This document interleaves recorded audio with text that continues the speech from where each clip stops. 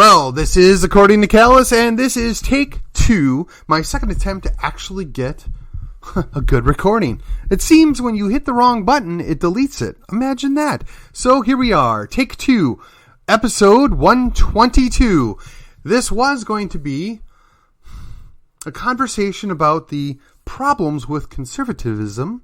However, based upon the press conference that I listened to most of it on my way home, Resident Joe, it seems, has way overstepped his bounds, and I am morally obligated. It is my sovereign duty to issue a rebuttal. So I'm going to try and do this with some diplomacy, some humor, and just a little bit of frustration. So, this is courtesy of ABC 7 of some town that I am not aware of. It seems to give a pretty good outline of what it is Resident Joe thinks that he has the authority to do and is mandating his sweeping new federal requirements. So, it begins with, in his most forceful pandemic actions and words, President Biden, or if you prefer, Resident Joe, on Thursday announced a sweeping new federal requirement affecting as many as 100 million Americans in an all-out effort to increase to curb the surging variant. Oh, okay, that sounds wonderful. Speaking at the White House, Resident Joe emotionally laid into the roughly 80 million eligible Americans who have not yet taken the gene therapy that we're calling a vax, that is basically still in an extended trial period, regardless of what story they've given us. But I digress. He says, "We've been patient, but our patience is wearing thin, and your refusal has cost us all." Biting off his words, "The unvaccinated minority can cause a lot of damage, and they are." Really? Really? I would suggest that they're causing far less damage than a lot of governors did. Far less damage than your policies are doing. Far less damage than the Congress spending money like infinity. But hey, that's okay. Less than a third of us who have a different thought on how science ought to be played out and whether or not something's really worth the risk engendered in partaking in your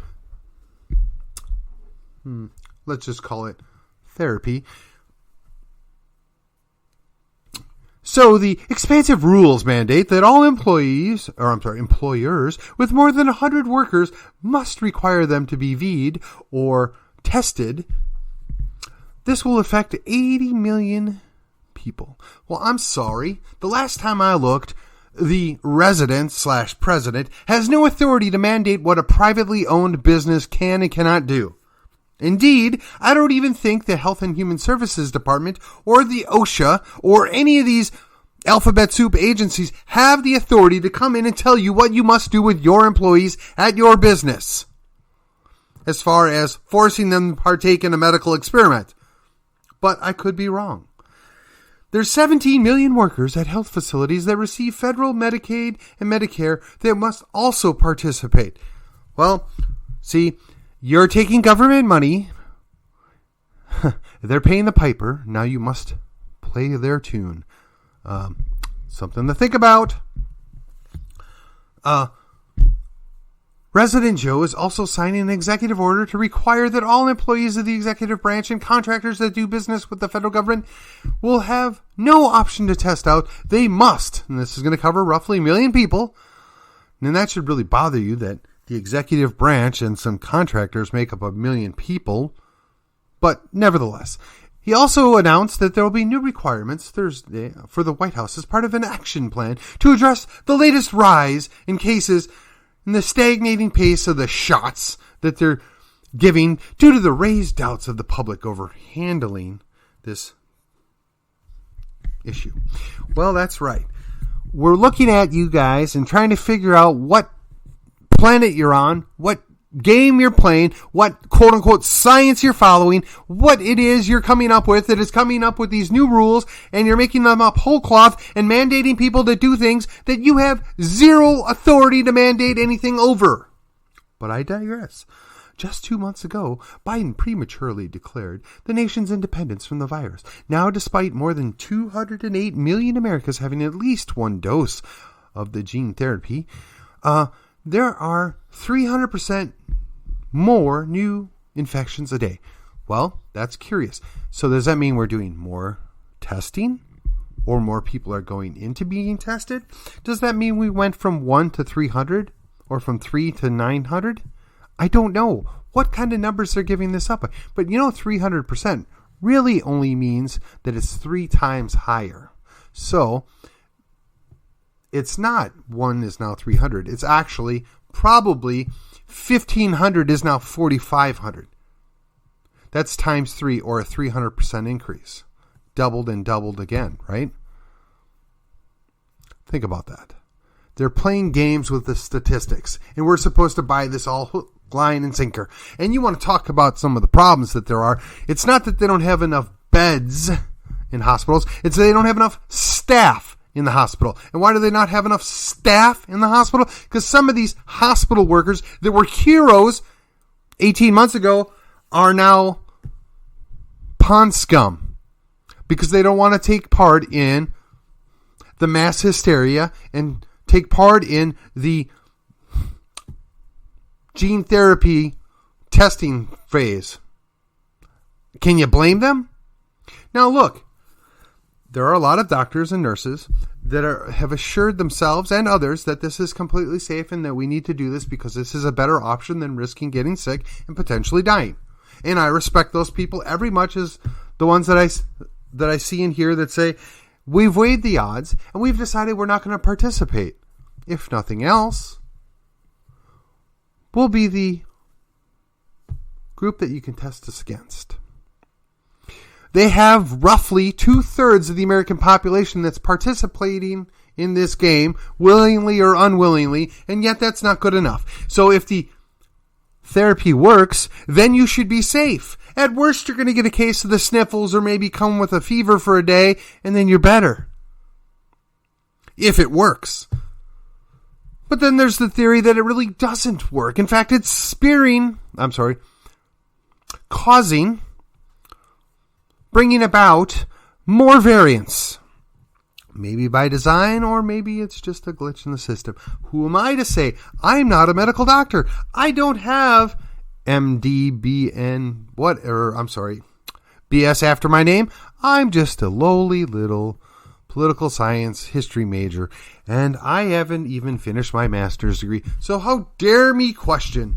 Yeah, but I also took a course called statistics, and I can look at statistics, and I can see when they're being gamed, and I can see when they're not telling the whole story, and I'm also fully aware of the idea that liars use statistics because statistics can be used to be lying. So, again, who do you trust? I don't know. It's surely not those guys in D.C. It's surely not the people in the alphabet soup agencies. But I digress. We're in a tough stretch, and it could last for a while. Biden says of the current state. After months of using promotions to drive the vaccination rate, we're taking a much firmer hand, and we're blaming those people who have not taken part in this grand experiment for killing more than 1,000 people per day. Never mind all the people that have died from the adverse effects. Never mind all the people that are dying that are unreported. Never mind all the people that are getting the breakthrough diseases because, they did partake in the experimental gene therapy. But that's all right. We cannot afford to let those unvaxxed people to undo our progress. In addition to the vaccination requirements, Biden has moved to double federal fines for airline passengers. Ooh. Again, by what authority? If it's a private airplane and they want to make you wear it to ride their airplane, and if you're their passenger, you probably ought to comply. Where do the feds get involved in this at all? Really? Come on.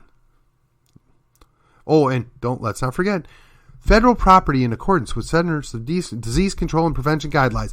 the guidelines they make up and change on a weekly basis, and really nobody knows what they say at any time differently from the last. But hey, that's okay.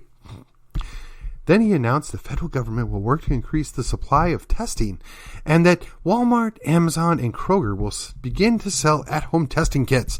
Yes, those at-home testing kits that are largely worthless. And if they're not utilized by somebody that's trained and skilled on how to use them, are still equally worthless. But hey, that's all right. We're going to tell you that it's raining outside when it's actually not. Imagine that. They're lying. The administration was also sending additional federal support to assist schools in safely operating, including additional funding for testing. Interesting. And where's that federal support coming from? Because clearly the therapy is not free, even though multiple times resident Joe said it was free. No, it's provided by the taxpayers. That's you and I, folks.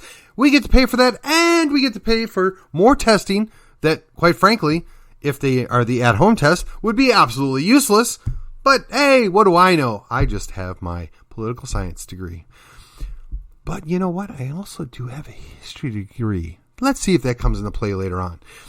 Biden will call for large entertainment venues and arenas to require vaxes and a proof of a negative test. Paperwork, please! We need to see your paperwork! Travel documents are necessary to get on this plane.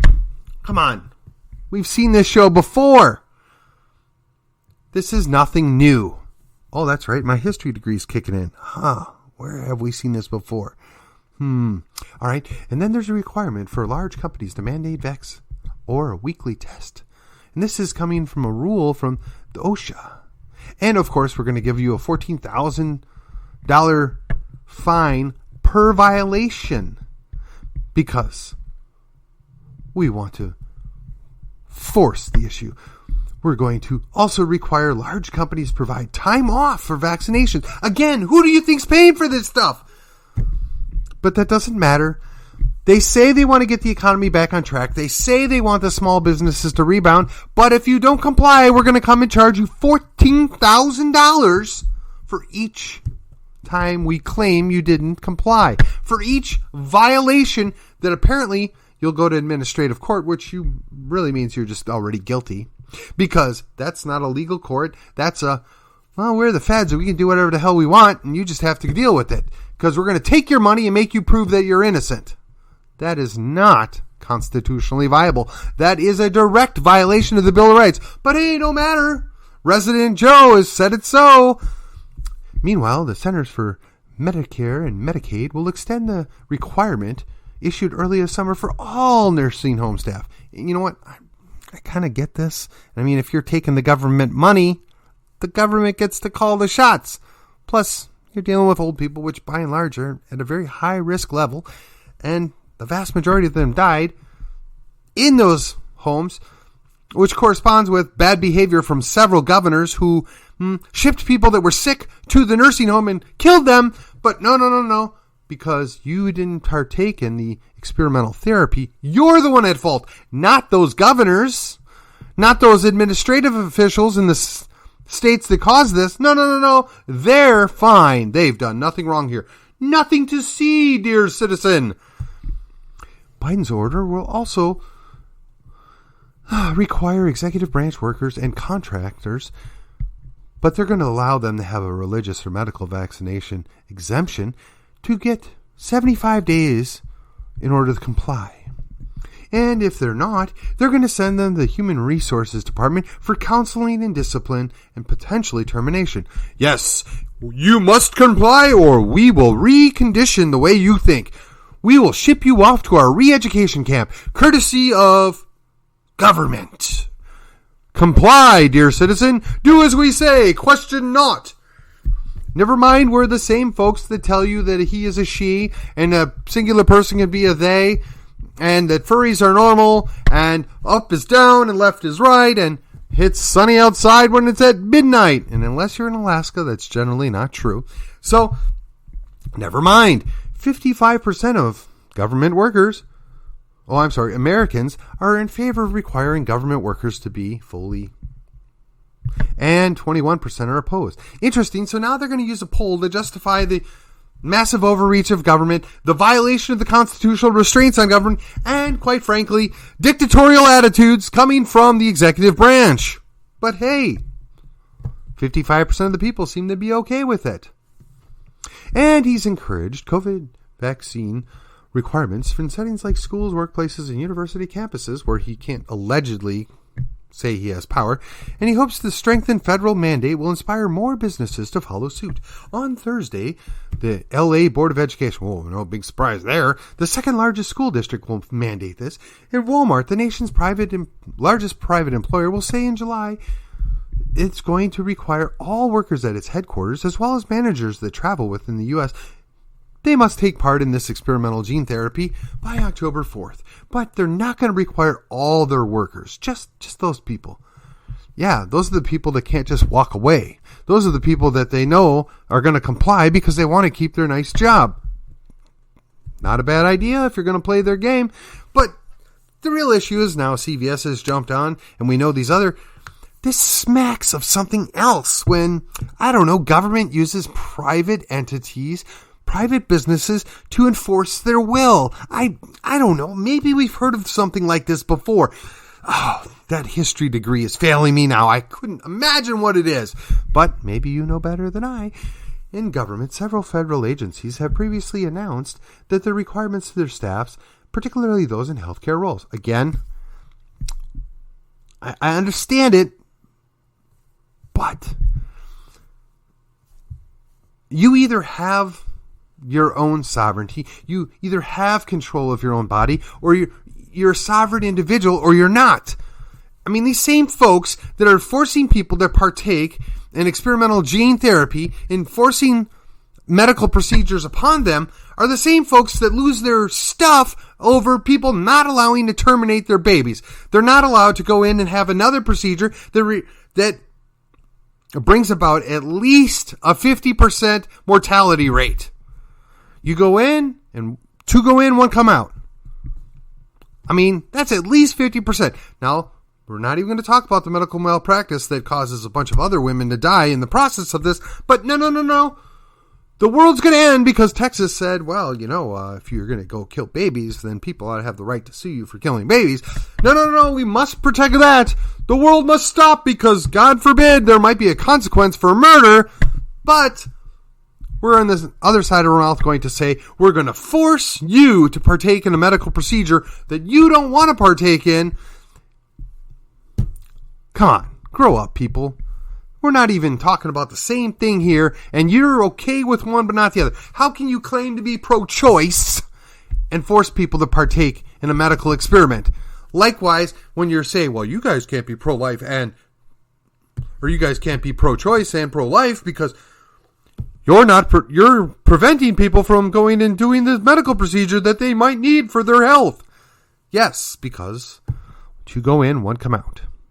Yes, because it's not one person having control over themselves. There is a second person involved. How that second person came about is largely irrelevant, but it generally is a consequence of bad behavior, aka unwanted pregnancy is usually a result of something that you did or didn't do correctly to end up that way, and you don't get to fix it by terminating it. I mean, if that's the case, do we just start murdering people because they're inconvenient? Is that the case? Well, never mind. We're just going to get off this track. Let's get back on process. And this aspect now is, why are countries so divided? It's so politicized. They can't even see the value to save their lives. Well, yeah, actually we can. We've run the odds. And like I said, there are a good number of doctors, nurses, and healthcare workers that have determined that the relative benefit that they receive from participating in this experimental therapy is not outweighed by the potential cost of partaking in this. Likewise, other people have made a different decision, and I can respect both of those. But when you try and force somebody to do something against their will, you're not respecting them anymore. Now, even the American Federation of Government Employees has said, we encourage you, but workers deserve a voice in their working conditions. We need to bargain on how we can best accommodate everybody's desires. Indeed, even the federal law enforcement officers think that a mandate is ill-conceived. I wonder why that might be. What is it they know that the general public doesn't know? I'm just guessing. Most of the spread, the vast majority of severe illness and death, is occurring about those not fully partaking. Yes, and if you look at some of the studies coming out of, Israel, for instance, where they have a better than 90% compliance rate, how do you account for what they're dealing with? I say BS. I say that they're playing games with the statistics once again. I'm sorry. The shortage of beds has nothing to do with people getting sick. It has all to do... Actually, wait. Not nothing. Let's just be generous. The shortage of beds has as much to do with the fact that they were no longer allowing people to serve in that capacity because they won't comply than it does with the amount of people that are actually sick. I think that's a fair statement. And even if I'm wrong, I'm probably closer to the truth than this news article and all the garbage that we're getting from the feds. But I digress. Now we're going to have a regulatory approval for a third dose. So how many doses is it going to take? 9? 10? How many pills are you going to have to give to then counteract the side effects from the multiple doses? This is crazy. This is ludicrous. We have got a guy that's acting like a dictator, forcing people to partake in medical experiments. I'm sorry. Where did we talk about forced medical experiments before? I would suspect that if you're a black guy, you're probably looking and listening at this right now thinking, yeah, pretty sure I remember something like this happened in a place called Testi. That really didn't work out for our people all that well. I'm going to take a hard pass on this. And I'm, as an aside, if you're an American Indian or Native American, you might be thinking, yeah, the feds, they kind of screwed us over more than once. Maybe we ought to sit this one out. Or if you're Jewish, you got to be thinking to yourself, yeah, we've seen this same song and dance before. That guy had a funny mustache and his hair was still black, but we think he dyed it. And, he had guys that would follow us around and demand our papers and make us wear things if they didn't like who our parents were or the way we looked. How's this any different? I'm being honest here. I'm trying to be respectful because I realize that my family has nothing to do with that one way or the other. And I don't really have any idea what that is like. But I'm going to guess back in 1931, there's a good number of people that were in Germany and Austria and Czechoslovakia that probably thought, that'd never happen here. They would never do that. We were great patriots back in the Great War. We've done nothing wrong. We comply most of the time. We're good Germans. How did that work out for you? We say we're good Americans, but we didn't want to comply with this one thing. Yet, wear your badge. Carry your papers. You, citizen, must comply or you will die. Now, I know that's maybe a bit of a stretch, but I got to tell you, 18 months ago, I kind of thought none of this was going to happen. 14 months ago, talking to some people I know, I'm like, man, I know... I just can't see us getting to this point. I don't think the American people are going to go for it. I certainly don't think the Texans are going to go for it. I just don't think there's the will to abuse the Constitution and abuse people like this would require. And yet we're watching this unfold before our very eyes. And I got to ask myself, how did we get here? What's next? Where do we go from here? Good questions. Clearly, if we leave these criminals in charge, they're making the laws. And according to a song that I love to quote, anybody that fights them is fighting a just cause. Perhaps we just should focus on the idea that we can simply not comply. Yes, we support our local magistrates, the lower magistrates, if you will, the lesser magistrates to be 1500s about it. You back your county judge. You back your county commissioners. You back your mayor if they're a good guy. You back your city council members if they're good guys. You back your county sheriff if he's a good guy. Or, of course, all these people could be ladies. we're not going to go down that path, but just so you understand that guy can be used as a nondescript. But nevertheless, just like Latin words that end in O, it can be generic for both. So guys is the same thing. So listen, I can't tell you what's best for you and your family. We have to make certain compromises because my wife's in healthcare. But what I can tell you is I have no right to come to your house and force you to do anything any more than a guy with a badge or with a piece of paper has to come to your house and compel you to do something that you want to do.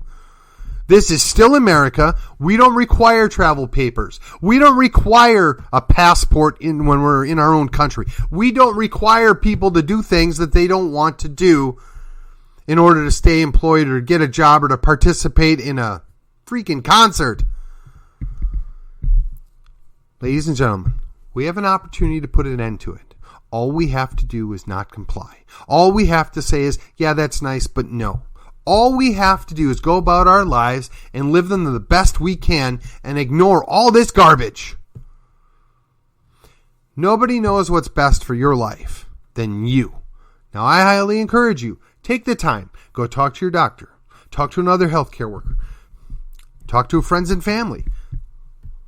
It would be good to know what your family history is because you could be in a higher risk category for participating in this genetic therapy.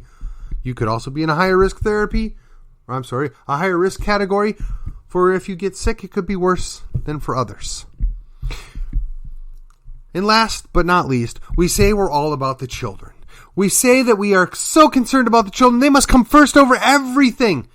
Yet they're not talking about forcing this on children.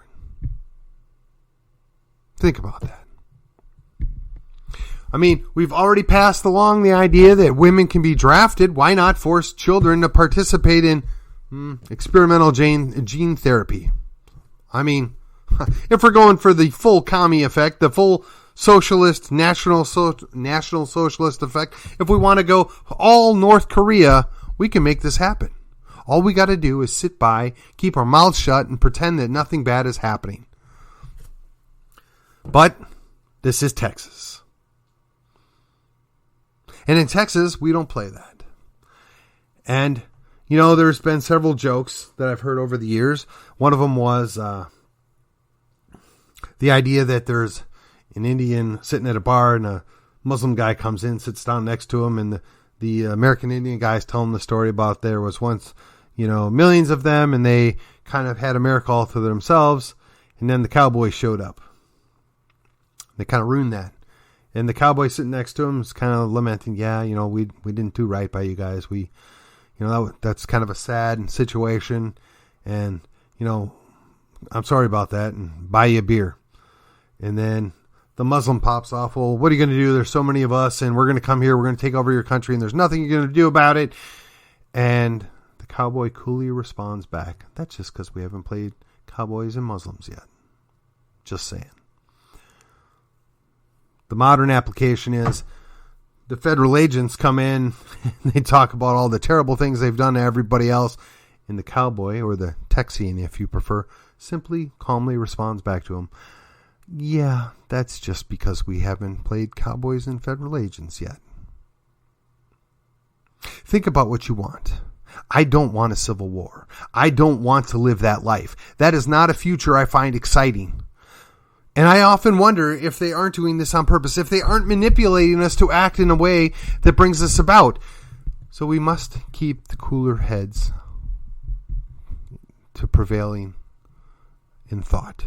We must keep the hotheads under wraps. We must remind them now is not the time. The cooler heads, as they prevail, educate those around them. Bring those people on board. Help them understand what's going on. Maybe make some preparations. Maybe move out of the line of fire. I don't know. I don't know what the right answer is for your family, but for right now, just simply, peacefully, non-compliance. It works.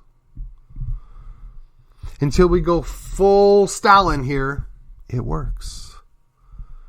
Until they're goose-stepping down the streets, it works. We can prevent a whole lot of that if we just say no.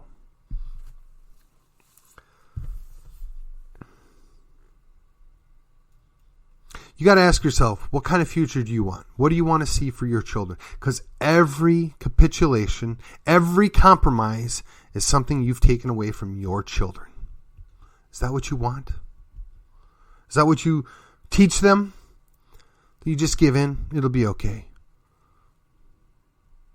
I mean, I know conservatives are the kings of compromise. We'll talk about that tomorrow. But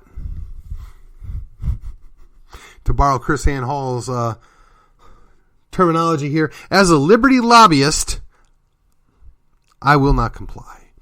As a liberty lobbyist, I'm going to remind you all, as somebody that lives in Collin County, Texas, I still believe that we have the upper hand. And I'm still going to remind you that we have the upper hand. And we can prevent the cataclysmic events that could occur if we should just continue to ignore things. If we should just continue to capitulate our freedoms, our liberty to abusive government. Well, I have a few more pithy things I could throw in, but I will save them for my conversations of the compromising conservatives and what little use they provide for those of you that value liberty. With that, this is According to Callus. I hope you've enjoyed episode 122. And if you have, please like it, share it. Make it worth your effort to listen in as you have time. And I will see you on the other side.